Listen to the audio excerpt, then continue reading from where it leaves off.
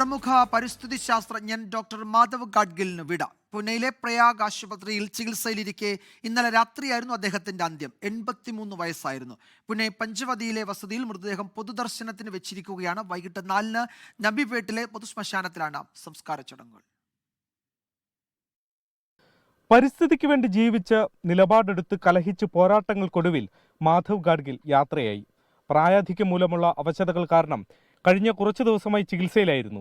പൂനെയിലെ പഞ്ചവതിയിലെ വീട്ടിൽ അന്തിമോപചാരം അർപ്പിക്കാൻ അദ്ദേഹത്തിന്റെ വിദ്യാർത്ഥി സമൂഹവും സുഹൃത്തുക്കളും സഹപ്രവർത്തകരും എത്തി. മക്കളായ സിദ്ധാർത്ഥും ഗൗരിയും അവസാന നിമിഷങ്ങളിൽ ഒപ്പമുണ്ടായിരുന്നു. പശ്ചിമഘട്ടത്തിൽ പതിയിരിക്കുന്ന ആപത്തിനെക്കുറിച്ച് സമഗ്രമായ റിപ്പോർട്ട് സമർപ്പിച്ച ഗാഡ്ഗിലിനെ അന്ന് എതിർത്തവർ പോലും സസൂക്ഷ്മം ശ്രവിക്കുന്ന കാലത്താണ് അദ്ദേഹത്തിന്റെ വിയോഗം. രാജ്യത്തെയും വിദേശ രാജ്യങ്ങളിലെയും പ്രമുഖർ ഗാഡ്ഗിലിന് അന്തിമോപചാരം അർപ്പിച്ചു.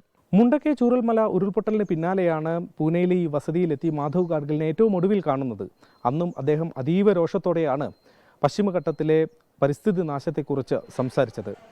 ഗാഡ്ഗിൽ യാത്രയായെങ്കിലും അദ്ദേഹം പങ്കുവെച്ച ആശങ്കകളും മുന്നോട്ട് വെച്ച പോംവഴികളും നമുക്ക് മുന്നിൽ ഇപ്പോഴുമുണ്ട്. പൂനെയിൽ നിന്നും ശ്രീനാഥ് ചന്ദ്രൻ, 24.